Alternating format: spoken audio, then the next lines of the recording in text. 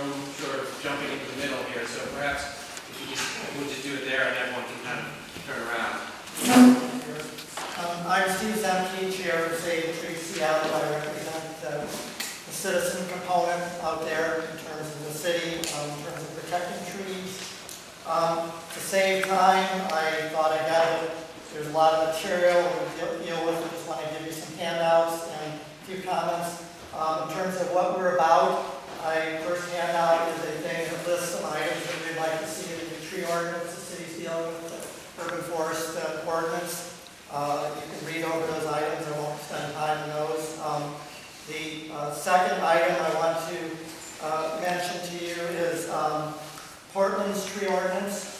And that is, if you haven't seen it, Portland earlier this year passed a tree ordinance. There's a 2-page summary on that, which I would urge you to peruse, particularly the back part. Wanted to note that Portland includes a requirement for tree permits to remove trees on both public and private property, that it shifts most of the oversight out of their planning department to their city forester in terms of dealing with trees, and also has a component of tree replacement, which I think is something that we should be looking at if we're going to abide by the goal of the city to have no net loss of canopy. You can't do that if you're cutting trees down but not replacing them. And that's where the tree permit system also comes in. You can't know what you're losing if you aren't tracking it. And the only way you can track it is through some type of permit system.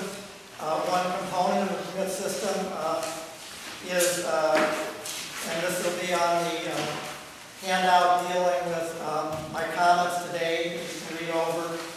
There's links in there, and I'll be putting those into the, be part of the record so you can go back and get the actual links to the Portland tree ordinance. And also the second component is to wikis, that if you're not familiar with San Francisco and Philadelphia are doing tree wikis as a way of surveying what's available in the city.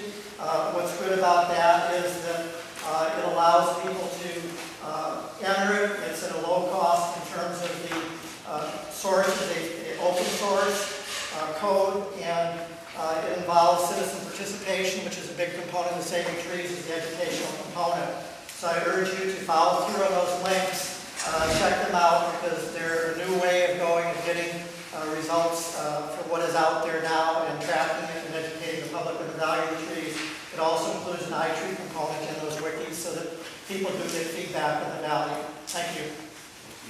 And just to note, this is the tree ordinance itself. It's not quite this long, and half of it is commentary, but I would urge you to go in and look and see what they've done, because they're taking the lead now in terms of what's going on in the region.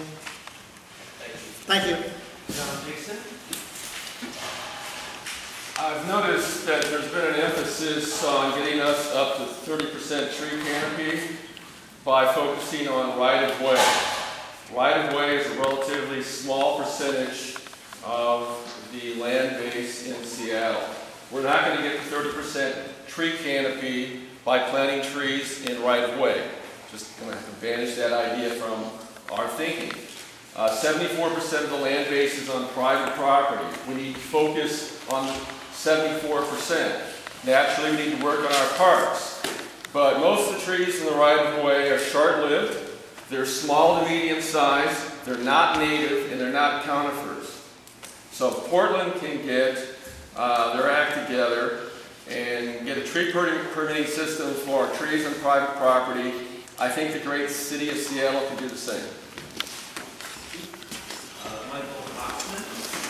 Hi friends, I'm Michael Oxman. I'm an arborist. I'm recording this session on video, and I just wanted to call your attention to the report by the Seattle City Auditor that was issued on May 15, 2009. And it has 5 recommendations, one of which is better outreach to the public. So I just wanted to say that I have been asking several members of staff for the agenda and the minutes of the Interdepartmental Team since Ken Bounds was superintendent, and he refused, and at the time the group was called the Urban Forest Coalition. So I just want to say that this meeting is high time. Also, there's a couple dozen other members of the urban forestry staff that work for the city of Seattle that aren't here. This is a mistake. The auditor said that you have to have not only better outreach to the public, you have to have better outreach in between city departments. And your tree trimmers, your maintenance workers, your urban forestry staff, who are basically your underlings that aren't here, are out there working, and they're in contact every day with the citizens. So they are delivering your message. And there is no way for those people that are urban foresters for the city to find out what the different departments' policies are for tree management. So they need to be here, and this meeting needs to be enlarged. So the other component of the audit that I wanted to bring out was better performance metrics. So every time that the city cuts down a tree, whether it's Parks Department or Transportation Department or any department, you need to measure the width of the drip line of the tree. And the reason is because the audit says you need performance metrics. You have to have the number of acres of canopy change, net gain, according to our comp plan. So please, the one-pager documents that you presented here today need to all be in the same format. I'm sorry, they were descriptive in different ways, so there is no way for us to know what your department is doing in relation to the other departments. So I hope you will come up with an acreage of trees removed, trees planted, and trees pruned for us to be able to really understand what it is that you're trying to do here. Thank you. Thank you. Margaret, Fabulous, no comment. okay. All right. John Barber. I'm John Barber, speaking for the Leshai Parks and Green Space Committee, which I'm a chairman. And Leshai is a pioneer in the creation of natural areas in the city. We wanted to create the concept of a community living in a forest. We wanted the trees to buffer the hard surface of the features of the city. We object to a policy we believe has been referred to you, and that's the Park Department policy, which allows the making of agreements with adjacent owners of park property to allow them to trim for view, to trim park trees for view, in exchange for the adjacent owner taking on stewardship of a portion of that park property. This creates many problems, not the least of which is the destruction of tree canopy when we're trying to preserve tree canopy in the very motion of preserving natural areas, which have been acquired with public money. The adjacent owners' landscape area is different in appearance from the rest of the natural area. So that can give the impression that it's part of that adjacent owner's yard. It just looks different. It's bad landscape management to have the trees are not natural like the rest of the trees, which are unmaintained. The view trimming itself has an adverse effect on the other neighbors, because when you tree for one view, you open up the view of the house to neighbors and visitors to that neighborhood. You're destroying the buffer effect of trees, the context. As public policy, obvious favoritism, you can check Google and find out whether it becomes very murky.